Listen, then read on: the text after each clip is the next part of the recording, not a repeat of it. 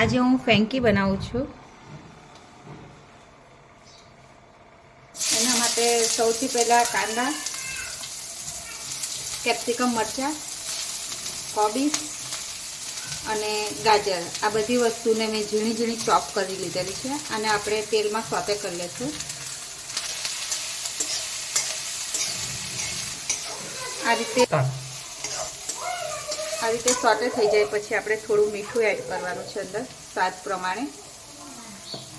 પછી આદુ મરચાં લસણની પેસ્ટ એડ કરવાની છે, જેટલી આપણે તીખાશની જરૂર હોય તે પ્રમાણે. આ રીતે આપણે શેઝવાન ફેંકી બનાવવાના છે, એટલે આમાં આ સિવાય વધારે કોઈ મસાલા એડ નહીં થશે. ખાલી આ શેઝવાન સોસ આવે અને શેઝવાન ચટણી પણ કહેવાય ને શેઝવાન સોસ પણ કહેવાય, એને તમારે એડ કરી દેવાનું છે અંદર. બસ વધારે કોઈ મસાલા એડ નથી કરવાના. બસ આ રીતે આપણું બેટર તૈયાર થઈ જાય છે અને આ મેં 2 બટાકાને બાફી લીધેલા છે. તમારે જેટલી ક્વોન્ટિટીમાં બનાવવું હોય તેટલા બટાકા લઈ લેવાના. પછી આ જે મસાલો છે આનો છે.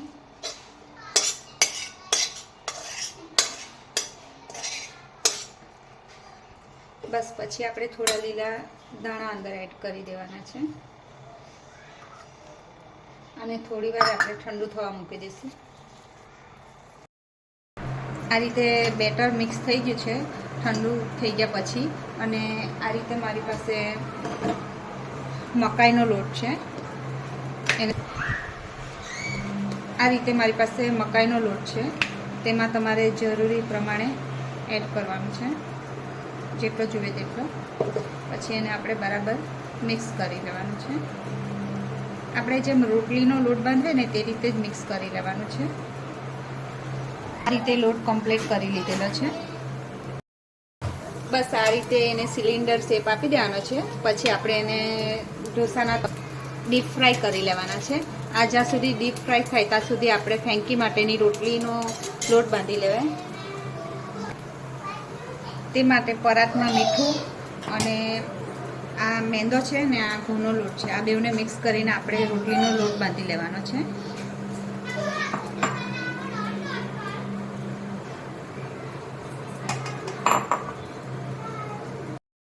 રોટલીનો લોટ કમ્પ્લીટ બાંધી લીધેલો છે. હવે આમાંથી આપણે રોટલી વણી લઈશું. આ રીતે મેં બધી રોટલી વણી લીધેલી છે. પછી તમારે આ રીતે ડાયરેક્ટ તમે તવા પર કરી લો તો પણ ચાલે, પણ હું એકસાથે બધી ઝડપથી થઈ જાય એના માટે નવી ટેકનિકથી કરું છું. આ રીતે તમારે રોટલી મૂકી લેવાની, પછી ઉપર ઓઇલ કરી લેવાનું, પછી સૂકો લોટને ડસ્ટિંગ કરી લેવાનું, પછી એના પર તમારે પાછી રોટલી મૂકવાની, પાછો લોટને ડસ્ટિંગ કરી લેવાનું. બધી રોટલીને એ રીતના તમારે બધી રોટલી કમ્પ્લીટ કરી લેવાની છે. પછી આને આપણે હળવા હાથથી વણી લેવાની છે આ રીતે. અને પછી જે તવા પર સેમ તવા પર જ હું આને શેકી લેવાની આ રીતે. બસ આ રીતે આપણે એને પછી ફેરવી લેવાનું છે.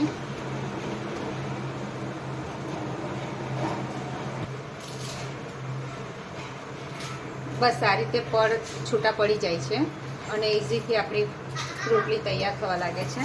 આમાં આપણો ટાઈમ પણ બચી જાય છે. બસ આ રીતે રોટલી બધી કાચી પાકી તમારે બનાવી લેવાની છે. પછી ક્રિસ્પી કરી લેવાની છે બધી સાઈડથી તે ઓઇલ લગાવીને. બંને સાઈડ ક્રિસ્પી કરી લેવાની છે આ રીતે. આપણી રોટલી તૈયાર થઈ જાય છે પછી એના પર આપણે શેઝવાન ચટણી એડ કરવાની છે આ રીતે.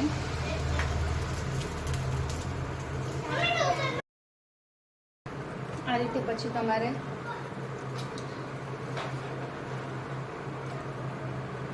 વેજીટેબલ એડ કરી દેવાના. પછી ઉપરથી જેટલું ચીઝ જોઈએ તે.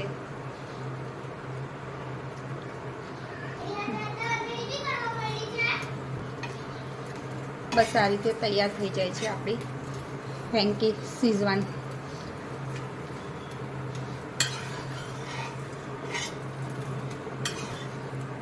અમે હસબન્ડ વાઈફ બે વાર જે વિડીયો બનાવે છે સન્ડેના દિવસે. એમ તો અમારું સલૂન છે પણ સન્ડેના દિવસે અમે અમારી છોકરીને થોડો ટાઈમ આપીએ છીએ અને આ રીતે નવી નવી વાનગીઓ બનાવીએ છીએ. આ રીતે તૈયાર થઈ જાય છે આપણે ફ્રેન્કી.